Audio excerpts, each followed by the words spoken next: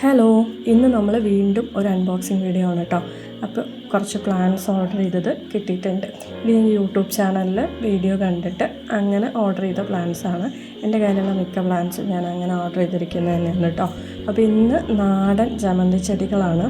ഞാൻ നേരത്തെ ഹൈബ്രിഡ് വാങ്ങിച്ചൊരിക്കൽ നട്ടിട്ടുണ്ട്, പക്ഷേ അതെനിക്ക് പിടിച്ച് കിട്ടിയിട്ടില്ല, അത് ഉണങ്ങിപ്പോയി. അപ്പോൾ ഞാൻ നാടൻ ചെടികൾ വാങ്ങിക്കാൻ തപ്പി നടക്കുമായിരുന്നു. അപ്പോൾ അതിൻ്റെ ഒരു കോംബോ ആയിട്ട് 5 ചെടികളുടെ കോംബോ ആയിട്ട് കിട്ടിയപ്പോൾ അത് മേടിച്ചു എന്നേ ഉള്ളൂ.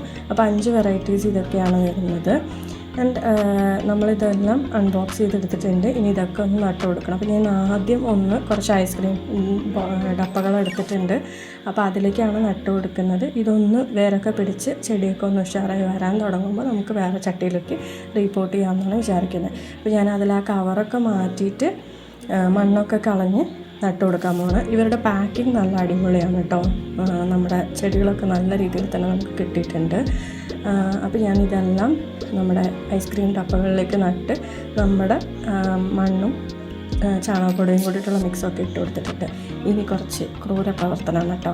അതിലെ പൂക്കളൊക്കെ ഞാൻ വെട്ടിക്കളഞ്ഞിട്ടുണ്ട്. കാര്യം അത്യാവശ്യം കുറേ പൂക്കളുള്ള ചെടികളാണ് നമുക്ക് കിട്ടിയത്. എല്ലാ പൂക്കളും മുറിച്ചെടുത്തിട്ടുണ്ട്.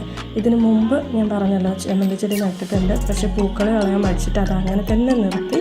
അവസാനം പൂ പോയപ്പോൾ ചെടി അതിൻ്റെ കൂടെ അങ്ങ് കരിഞ്ഞു പോയി. അപ്പോൾ അങ്ങനെ ഉണ്ടാവാതിരിക്കാൻ വേണ്ടിയിട്ടാണ്. അപ്പോൾ അത്രയേ ഉള്ളൂ.